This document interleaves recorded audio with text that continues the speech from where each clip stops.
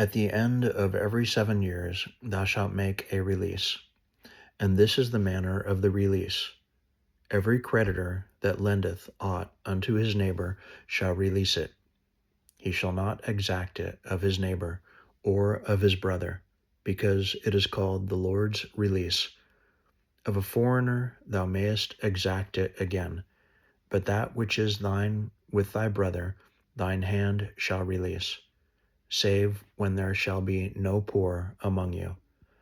For the Lord shall greatly bless thee in the land which the Lord thy God giveth thee for an inheritance to possess it.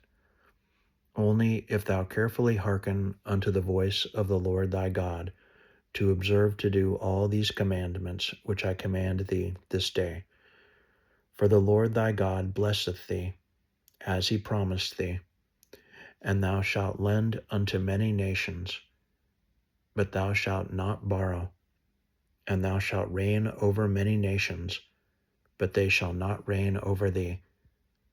If there be among you a poor man of one of thy brethren within any of thy gates in thy land which the Lord thy God giveth thee, thou shalt not harden thine heart, nor shut thine hand from thy poor brother, but thou shalt open thine hand wide unto him, and shalt surely lend him sufficient for his need, in that which he wanteth. Beware that there be not a thought in thy wicked heart, saying, The 7th year, the year of release, is at hand, and thine eye be evil against thy poor brother, and thou givest him naught, and he cry unto the Lord against thee, and it be sin unto thee. Thou shalt surely give him, and thine heart shall not be grieved when thou givest unto him, because that for this thing the Lord thy God shall bless thee in all thy works, and in all that thou puttest thine hand unto. For the poor shall never cease out of the land. Therefore I command thee, saying, Thou shalt open thine hand wide unto thy brother, to thy poor, and to thy needy in thy land. And if thy brother, an Hebrew man, or an Hebrew woman, be sold unto thee, and serve thee 6 years, then in the 7th year thou shalt let him go free from thee. And when thou sendest him out free from thee, thou shalt not let him go away empty.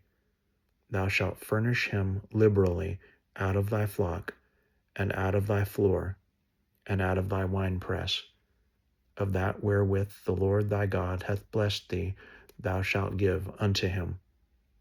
And thou shalt remember that thou wast a bondman in the land of Egypt, and the Lord thy God redeemed thee. Therefore I command thee this thing today. Let me read that again. Therefore I command thee this thing today.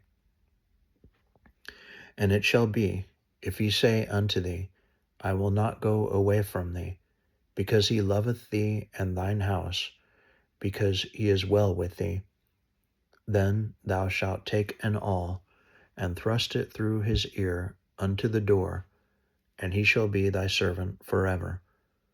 And also unto thy maidservant thou shalt do likewise. It shall not seem hard unto thee when thou sendest him away free from thee, for he hath been worth a double hired servant to thee, in serving thee 6 years, and the Lord thy God shall bless thee in all that thou doest. All the firstling males that come of thy herd and of thy flock thou shalt sanctify unto the Lord thy God. Thou shalt do no work with the firstling of thy bullock, nor shear the firstling of thy sheep. Thou shalt eat it before the Lord thy God year by year in the place which the Lord shall choose, thou and thy household. And if there be any blemish therein, as if it be lame, or blind, or have any ill blemish, thou shalt not sacrifice it unto the Lord thy God. Thou shalt eat it within thy gates. The unclean and the clean person shall eat it alike, as the roebuck and as the hart. Only thou shalt not eat the blood thereof. thou shalt pour it upon the ground as water.